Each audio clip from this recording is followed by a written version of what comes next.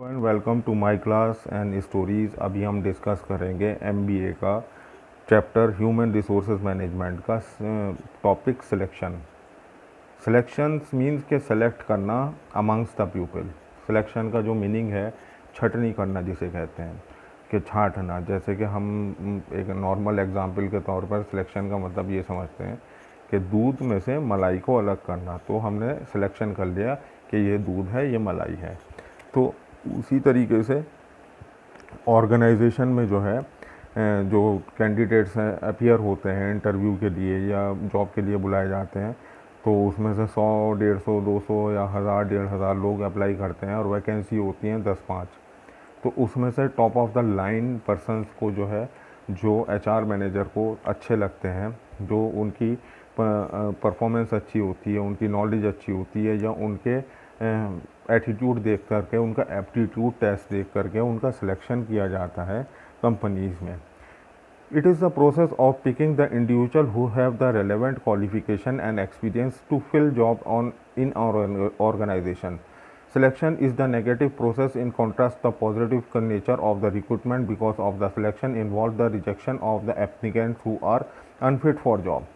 कि सिलेक्शन जो है एक नेगेटिव भी है, एक पॉजिटिव भी एस्पिरेंट है, कि इसमें से जो है अच्छे लोगों को तो सेलेक्ट कर लिया जाएगा और जो नहीं डिस्क्वालीफाई करते हैं उनको सिलेक्शन नहीं मिलेगा। तो इसमें एक नेगेटिव ज़्यादातर, क्योंकि हर किसी को जॉब नहीं दे सकते। वही बात जो हमने अभी रिपीट की कि 1000, 1500 लोग भी अपीयर होते हैं, लेकिन उसमें से 10-5 ही सिलेक्ट कर सकते हैं। जो कंपनी है वो सबको जॉब नहीं दे सकती। तो वो भी एक, उसकी भी एक अपनी लिमिटेशंस हैं।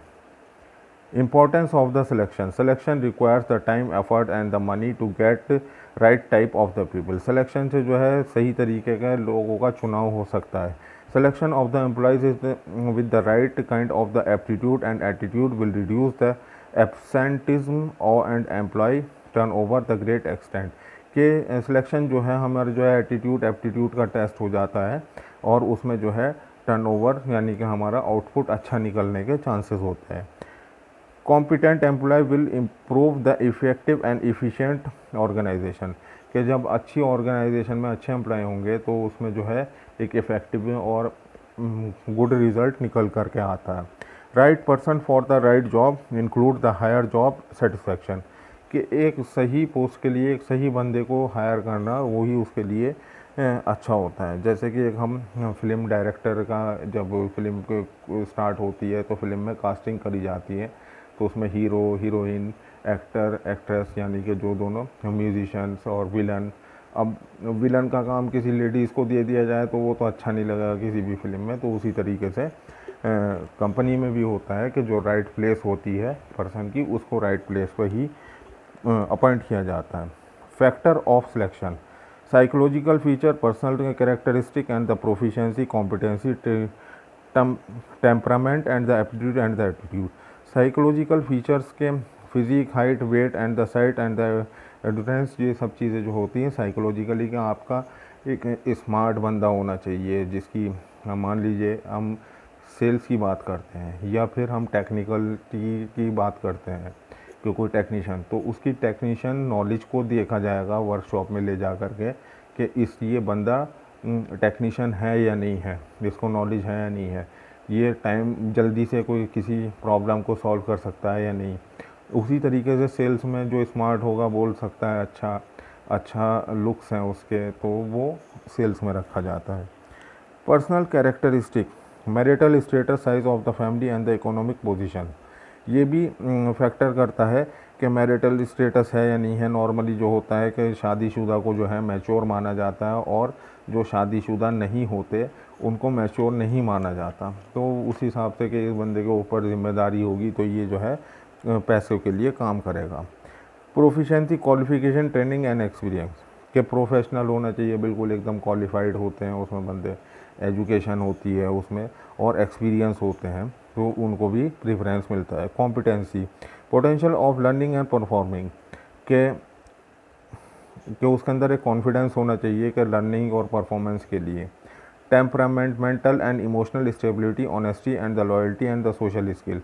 टेम्परामेंट क्या है कि जब कोई काम आता है तो काम में बहुत सारी अड़चनें आती हैं, काम आसान नहीं होता कोई भी, तो उसमें डिफरेंट टाइप की सिचुएशंस होती हैं। कभी कभी एम्प्लॉय की तरफ से, वो जो वर्कर्स होते हैं उनकी तरफ से प्रॉब्लम आ जाती है, कभी कभी जो एमडी मैनेज जो टॉप ऑफ द लाइन और अथॉरिटीज़ होती हैं, कभी वो डांट करके बदतमीज़ी से बात करते हैं, तो उनके सामने भी नॉर्मल बिहेवियर परफॉर्म करना पड़ता है, और अपने से छोटों के सामने भी। क्यों? क्योंकि ये काम निकालने की एक प्रक्रिया है, लोगों से व्यवहार को टॉलरेट करना। Attitude and aptitude. Aptitude, finding out the interest of the person and job. एक एटीट्यूड होता है कि वो किस तरीके से अपना आर्ट ऑफ वर्किंग होती है उसकी, कि वो अपना काम किस तरीके से निकाल देता है। Process of selection, screening interview, employment test and the selection interview and the medical examination, reference checks and the hiring decisions. ये सब जो होते हैं, इसके स्क्रीनिंग इंटरव्यू होता है कि उसको सामने बिठा करके उससे क्वेश्चनिंग होती है और उसको तब सेलेक्ट किया जाता है। एम्प्लॉयमेंट टेस्ट, कि उसका नॉलेज जो होती है उसकी फील्ड के बारे में क्या है। एक तो होता है उसका इंटरव्यू जो होगा, वो तो जनरली आपका नाम क्या है, क्वालिफ़िकेशन क्या है, क्या किया क्या नहीं किया। फिर उसको एक काम दिया जाता है जिसे एम्प्लॉयमेंट टेस्ट कहते हैं, उसकी जॉब से रिलेटेड। अगर वो उसमें फिट है तो उसका सिलेक्शन होता है, नहीं तो नहीं होता है। सिलेक्शन इंटरव्यू, फिर वो शॉर्ट लिस्टेड होते हैं, सबको पता है। मेडिकल एग्जामिनेशंस के बहुत सी कंपनीज ऐसी होती हैं, बड़ी कंपनीज, छोटी कंपनी में तो नहीं होता, कि इसकी हेल्थ ठीक है, इसकी क्या एज है, ये अगर 50-60 साल का है तो उसको जो है मार्केटिंग की जॉब तो देंगे नहीं कोई भी 60 साल के बंदे के लिए, जो प्रोडक्ट को जो है सेल कर सकता हो, तो क्योंकि उसकी एज हो चुकी उसको नहीं मिलती। तो इसी वजह से मेडिकल एग्जामिनेशंस भी होते हैं। होप डाउन कि आपको सिलेक्शन का प्रोसेस समझ में आया होगा। नेक्स्ट जो टॉपिक होगा हमारा इंडक्शन ओरिएंटेशन होगा। इसका वीडियो इसको हम किसी नेक्स्ट वीडियो में डिस्कस करेंगे, देन ट्रेनिंग करेंगे। Thank you very much for watching the video.